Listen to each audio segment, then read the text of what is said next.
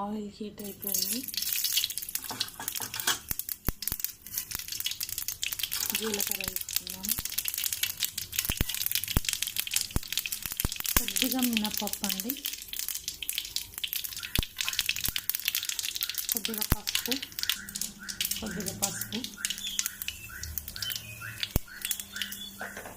తీసి పక్కకు పెట్టేద్దామండి, మళ్ళీ మాడిపోతుంది.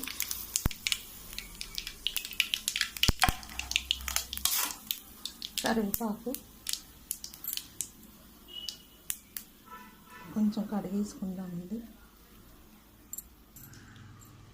కరివేపాకు వేసుకుంటున్నాము. ఈ తాలింపు వేసేసుకుంటే మనం చట్నీ చేసి అందులో వేసేసుకోవచ్చండి, చాలా తొందరగా అయిపోతుంది కదా. స్టవ్ పైన పెట్టుకుందాము. స్టవ్ ఆఫ్ చేసేద్దామండి, ఆ హీట్కి అయిపోతుంది. స్టవ్ ఆఫ్ చేసేసుకున్నాము.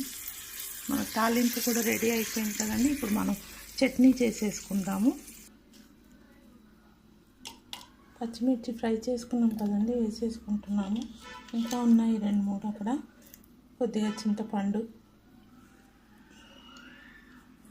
పల్లీలు చల్లగా అయిపోయాయి, వేసేసుకుందాము. కొద్దిగా రుచికి సరిపడా సాల్ట్ కూడా వేసుకుందాం. పల్లీలు వేసేసాం కదా, రుచికి సరిపడా సాల్ట్ వేసేసుకుందామండి.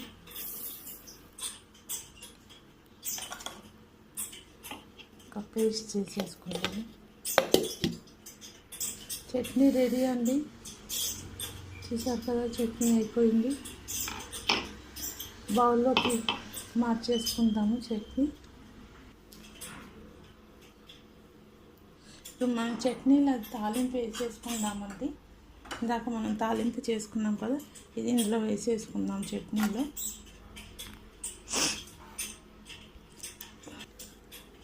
తాలింపు వేసేసుకుందామండి. చట్నీలో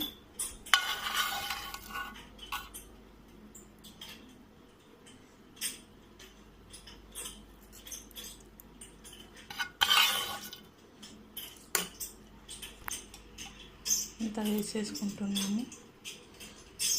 కొంచెం ఇందులో చట్నీ వేసేసుకుందామండి. చూసారు కదండి, చట్నీ ఎమ్మి చట్నీ రెడీ అండి.